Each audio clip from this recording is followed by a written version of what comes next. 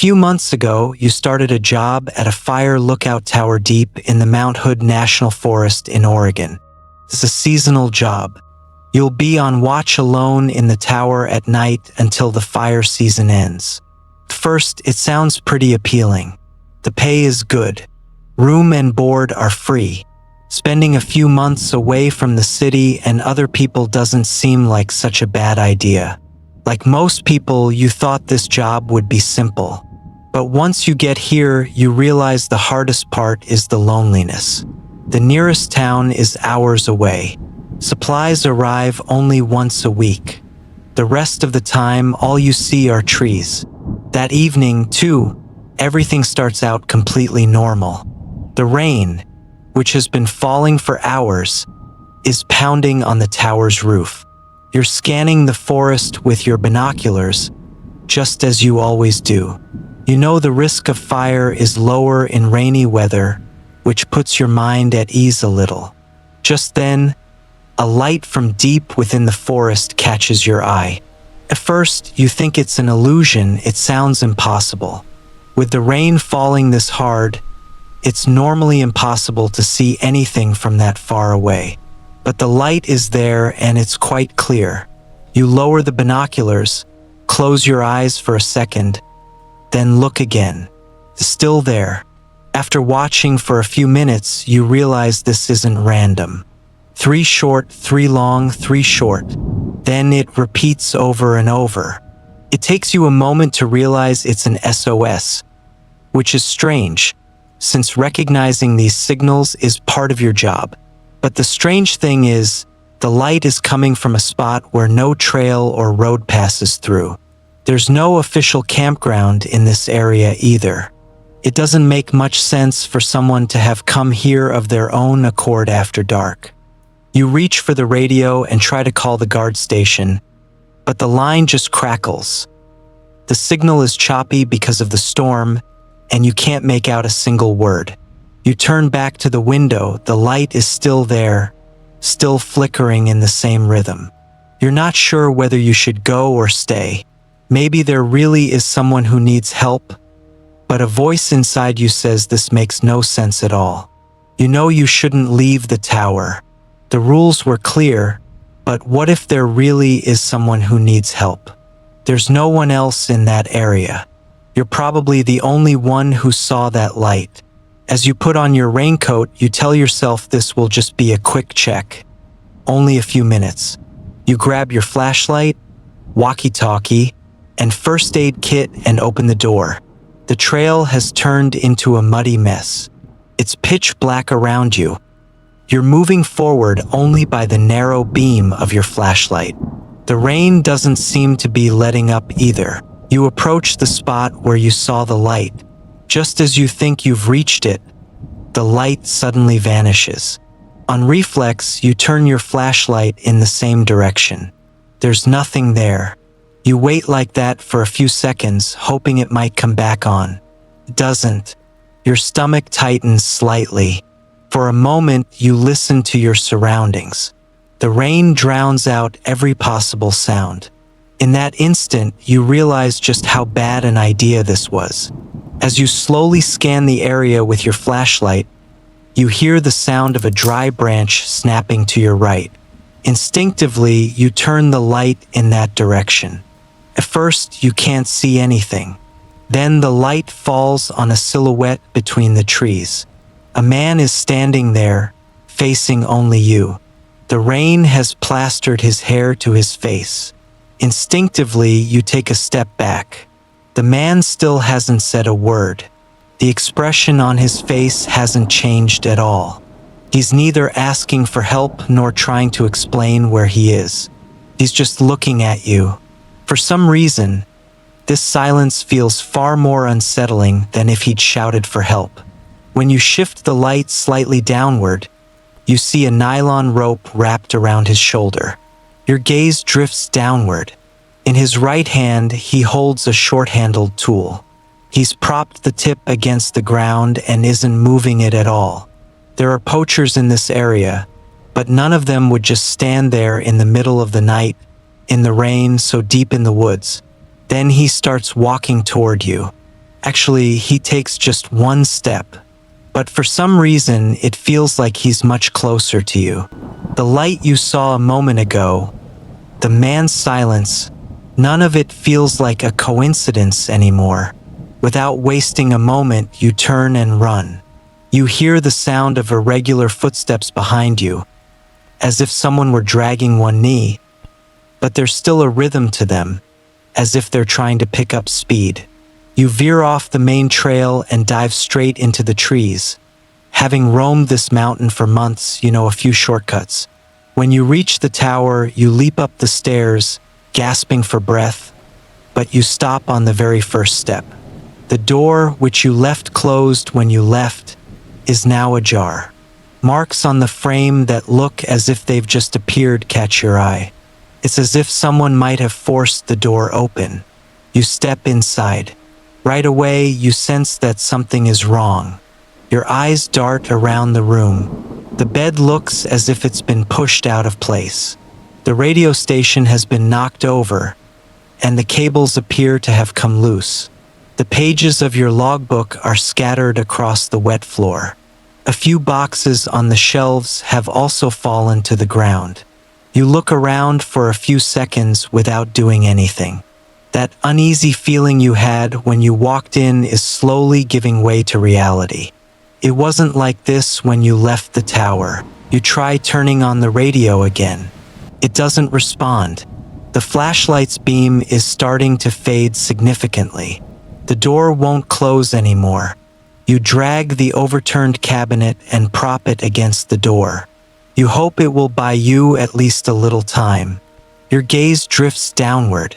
Under the rain, two silhouettes are walking slowly away toward the forest. One is carrying a large load on their shoulder. The other has an object under their arm that you can't quite make out. You don't sleep that night. You retreat to a corner and wait for morning with your flashlight in hand.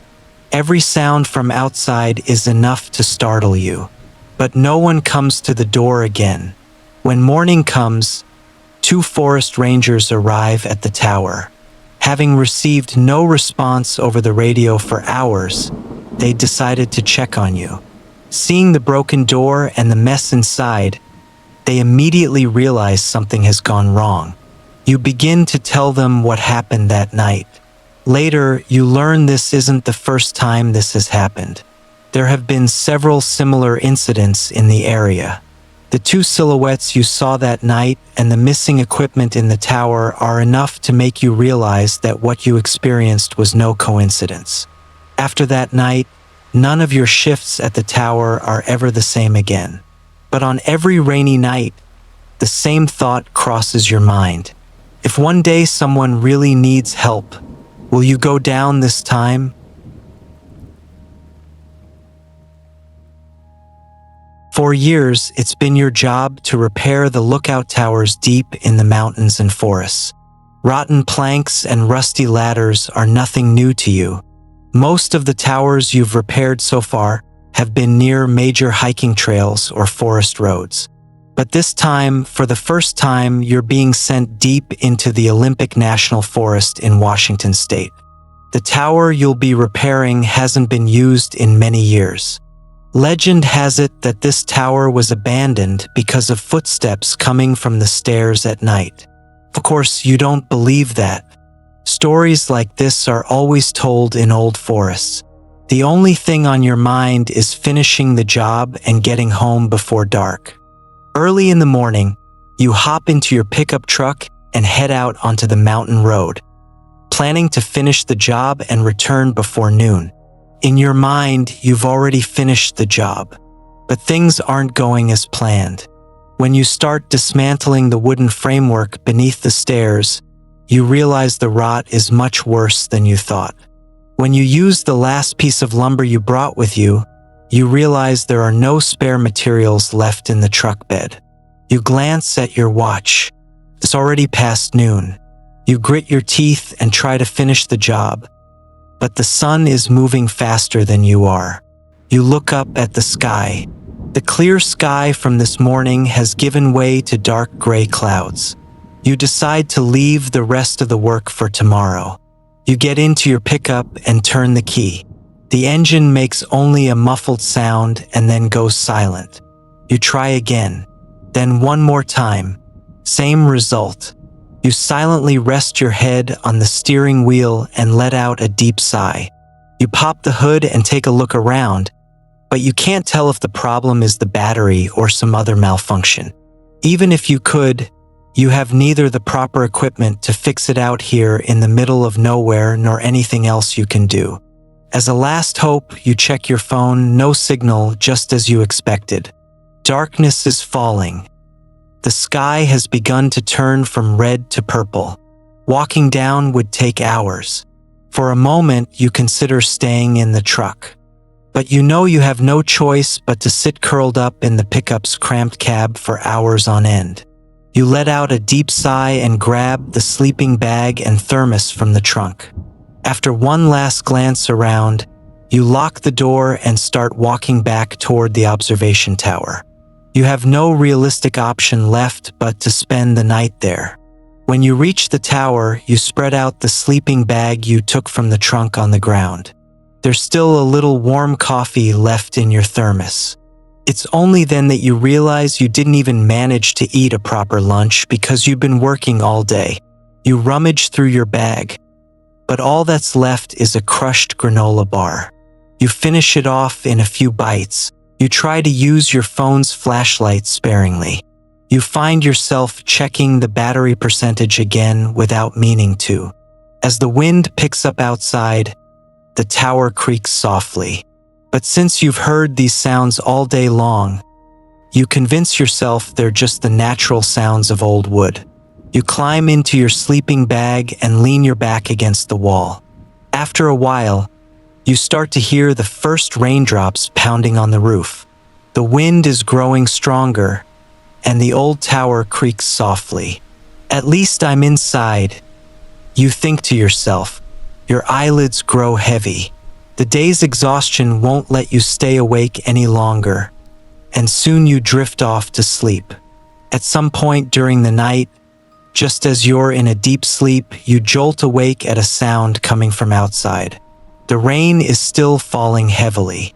At first, you assume the sound you heard is just another noise made by the rain and wind. But a few seconds later, the same sound comes again. Then once more, at regular intervals, it's coming from the stairs. It's as if someone is climbing the steps one by one. That's when you realize this isn't the kind of sound the wind would make. You hold your breath and sit up, reaching for your phone. You wait a few more seconds in the dark before turning on the screen. The sound from the stairs has stopped. It's been replaced by heavy, labored breathing. It's as if someone is standing right outside the door, catching their breath from the exhaustion of climbing the stairs. With your hand trembling as your heart races, you turn on your phone's flashlight and slowly direct the light toward the door, then into the stairwell. The moment the flashlight hits the door, a man appears. He's standing there on the top step, staring at you. He's wearing an old, faded yellow raincoat. He's soaked to the bone from the rain, and water is still dripping from the hem. The hood over his head casts a shadow over most of his face. When the light hits his eyes, he squints slightly but doesn't step back. He just stands there. He silently sizes you up, as if you were the one who'd entered the tower without permission. You take a step back. Who are you?" you manage to say with difficulty. The man doesn't answer. He tilts his head slightly to the side and watches you silently for a few seconds. Then he takes a slow step inside. As his wet boots hit the wooden floor, the tower echoes with a deep creak. The man continues to walk slowly. His steps are unsteady. It's as if he's recalculating where to place his foot with every step. Seizing a momentary opening, you dash toward the door. You slip past him, careful not to bump into his shoulder, and throw yourself down the stairs. You start running down the stairs 2 or 3 at a time. The rain-soaked wood slips beneath your feet, You stumble a few times and almost fall, but you keep going down without stopping. You hear footsteps echoing on the stairs behind you. You don't turn around. With your hand in your pocket searching for the key, you run to the pickup truck. As soon as you open the door, you throw yourself into the driver's seat. You slam the door shut and lock it. For a few seconds, you just try to catch your breath. Then, without meaning to, you lift your head and look at the tower. Someone is standing at the window on the top floor. They aren't moving. It looks as if they're watching you through the raindrops streaming down the window. But when you look away from the glass for just a moment and look back, the window is completely empty. You wait inside the pickup until morning. The windows are completely fogged up. You don't take your eyes off the tower for even a moment. You don't even try to sleep. You're just waiting for it to get light out. As dawn breaks, you walk down to the nearest road to ask for help. After explaining what happened, a few officers go back up to the tower with you. They find no one inside. But in one corner of the room are a few items you know weren't there before. An old yellow raincoat, a few rusty tin cans, a folded sleeping bag. It's as if someone has been using this place as a temporary shelter for a long time. The officials say it might have been a homeless person living in the mountains. He probably returned to the tower that night after seeing you. They can't say for sure, but you'll never forget the man standing in the doorway that night or the look he gave you.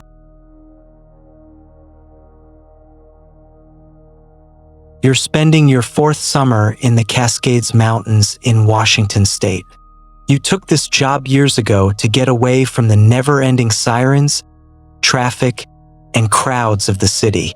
During your first season, every creak from the tower at night would make you jump out of your skin.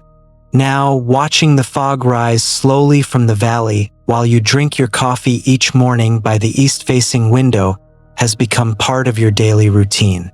In this tower, perched at an elevation of about 6,000 feet, you're surrounded by seemingly endless Douglas firs, pine forests, and mist-shrouded valleys. The nearest town is more than an hour's drive away. It's mid-July. For the past few days, the barometric pressure readings have been rising steadily.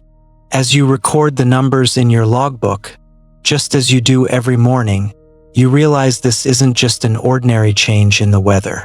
In the afternoon, you hear the red flag warning announcement on the radio. A familiar heaviness settles in your chest. You've been stationed in this tower for 4 years, and you know all too well what this warning means. Every time you hear it, the same thought crosses your mind. I hope nothing starts today. From this point on, even a single spark could transform the entire mountain within hours. This warning means that the combination of high temperatures, low humidity, and strong winds can turn even the smallest spark into a dangerous fire. When you place your hand on the tower's metal railing, you feel a slight tingling at your fingertips. Even though the wind has almost completely died down, the hairs on the back of your neck stand on end involuntarily. The dark clouds rising along the horizon don't look like a typical summer storm. You've been on this mountain for 4 summers, and for the first time, the air feels this still to you. Finally, the storm begins, but it's nothing like the storms you've come to expect. It isn't raining. Instead, dry lightning flashes split the sky one after another. Each one turns the night into day for a moment, and then you try to calculate how close the lightning struck by counting the seconds. As the night progresses, some of them turn into orange glows visible in the distance. As the storm intensifies, the radio starts to crackle. You try repeatedly to reach the dispatch center, but none of your calls are answered. The signal cuts out completely. For hours, you're left alone inside the tower, forced to wait without being able to respond to the fires outside. When the storm subsides, The sky is still covered with dark clouds. One of the last lightning strikes hits a spot quite close to the tower. There's no visible smoke, but that doesn't put your mind at ease. After dry lightning, some fires can break out even hours later. Normally, you wouldn't want to leave the tower in this kind of weather, but waiting poses an even greater risk. You grab your radio, water canteen, and map and start making your way down from the tower. The trail disappears completely after a while. From here on, you'll have to make your way through the forest. The wet ground slips slightly beneath your feet with every step, and fallen branches make walking difficult. After a while, you notice a strange mark on the ground. A fresh, straight trail that looks as if something heavy had been dragged along the ground for a long time. Right next to it are a few sets of footprints.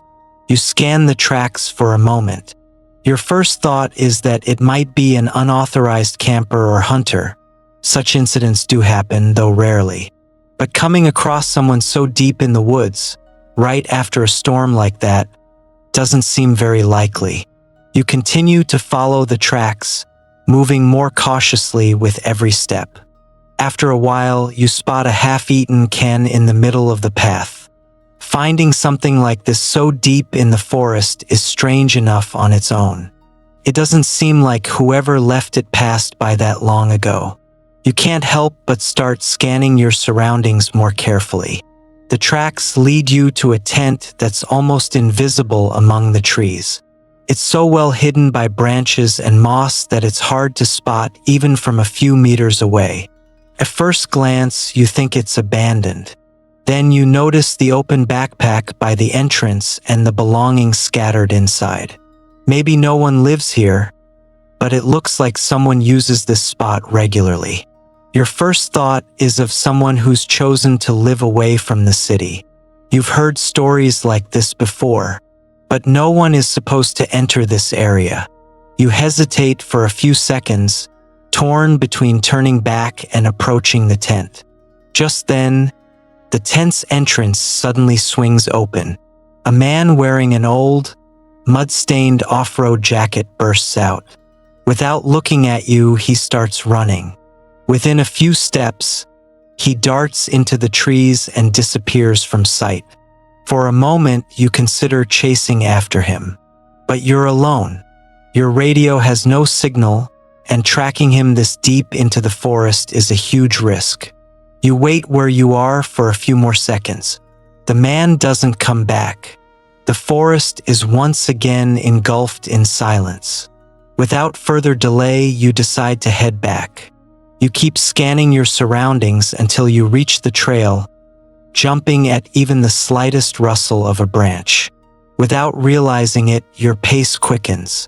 You don't stop looking over your shoulder until you see the tower again. Just before dawn, the weather finally calms down a bit. You try the radio once more. This time, despite the static, you can hear the dispatch center's voice, faint though it is. You briefly report the tent you found, the man you saw, and your location. They tell you that most of the roads are closed due to the fire, but a team will be sent at the first opportunity. The only instruction you're given is clear. Stay in the tower and don't go back to that area alone. As the sun begins to set, you hear the sound of engines from below. Looking out the window, you see two ranger vehicles approaching the tower. After a brief briefing, you describe everything you saw. Then, together with them, you set off once more into the forest, toward the location of the tent. When you arrive at the tent, the first thing you notice is the silence. The inside has been almost completely cleared out.